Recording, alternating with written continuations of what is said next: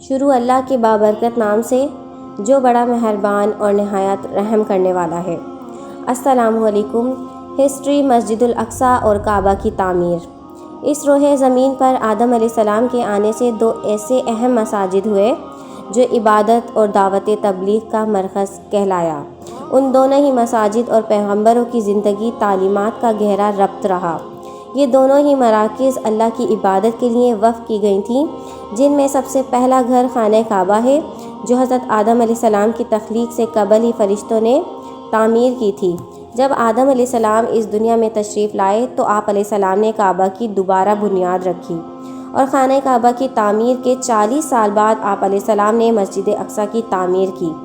لہٰذا حضرت ابو ذر رضی اللہ تعالیٰ عنہ نے بیان کیا کہ میں نے نبی صلی اللہ علیہ وآلہ وسلم سے پوچھا، یا رسول اللہ صلی اللہ علیہ وآلہ وسلم، سب سے پہلے کون سی مسجد بنائی گئی تھی؟ آپ صلی اللہ علیہ وآلہ وسلم نے فرمایا کہ مسجد الحرام۔ میں نے سوال کیا کہ اس کے بعد کون سی مسجد؟ فرمایا مسجد الاقصیٰ۔ اور میں نے سوال کیا کہ ان دونوں کی تعمیر کا درمیانی فاصلہ کتنا تھا؟ فرمایا کہ 40 سال۔ پھر نبی صلی اللہ علیہ وآلہ وسلم نے فرمایا کہ جس جگہ بھی نماز کا وقت ہو جائے فوراً نماز پڑھ لو، تمہارے لیے تمام روح زمین مسجد ہے۔ اس حدیث کے ضمن میں علماء اور محدثین نے لکھا کہ ان دونوں مسجدوں کی تعمیر کے درمیان 40 سال کا عرصہ کیسے ہو سکتا ہے، کیونکہ معلوم ہوتا ہے کہ ابراہیم علیہ السلام کی تعمیر کعبہ اور سلیمان علیہ السلام کے بیت المقدس کی تعمیر کے درمیان 1000 سال سے زیادہ کا عرصہ ہے۔ لہٰذا علماء اور محدثین نے یہ طریقہ نکالا کہ کعبہ اور بیت المقدس کی اساسی تعمیر مختلف ہے۔ دراصل آدم علیہ السلام سے 2000 سال پہلے قبل فرشتے مسجد اقصیٰ کی تعمیر کر چکے تھے اور اس کا طواف بھی کیا کرتے تھے۔ جب حضرت آدم علیہ السلام اس دنیا میں تشریف لائے تو کعبہ کی تعمیر کی اور پھر کنعان کا سفر اختیار کیا، لہٰذا وہاں پہنچ کر آپ نے مسجد اقصیٰ کی بنیاد رکھی۔ حضرت آدم علیہ السلام کے بعد آپ کے بیٹے حضرت شیش علیہ السلام کی قوم یہاں آباد رہی، لیکن حضرت نوح علیہ السلام کے زمانے میں آنے والے طوفان کی وجہ سے مسجد منہدم ہو گئی۔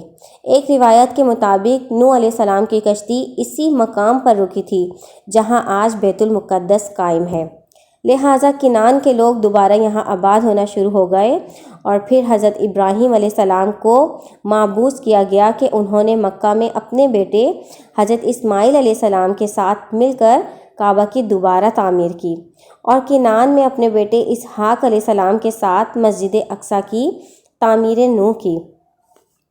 حضرت اسحاق علیہ السلام نے اپنی زندگی میں مسجد اقصیٰ کی حفاظت کی، اور پھر آپ کے بیٹے یعقوب علیہ السلام کی نسل سے حضرت داؤد علیہ السلام اور سلیمان علیہ السلام نے اپنے عہد میں مسجد اقصیٰ کی شاندار بنیاد رکھی۔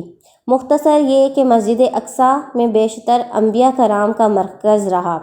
آخری نبی صلی اللہ علیہ وآلہ حضرت محمد مصطفیٰ صلی اللہ علیہ وآلہ وسلم نے بھی سفر معراج کا آغاز اسی مقام سے کیا، اور روایتوں میں آتا ہے کہ بیت المقدس کو 10,000 فرشتے ہر وقت حلقے میں لیے رکھتے ہیں، اور قیامت کے دن اسرافیل علیہ السلام اسی جگہ پر کھڑے ہو کر سر پھونکیں گے۔ اگر آپ کو واقعہ پسند آیا ہو تو میرے چینل کو لائک، شیئر اینڈ سبسکرائب۔ اپنے دوستوں کے ساتھ یہ واقعہ لازمی شیئر کریں۔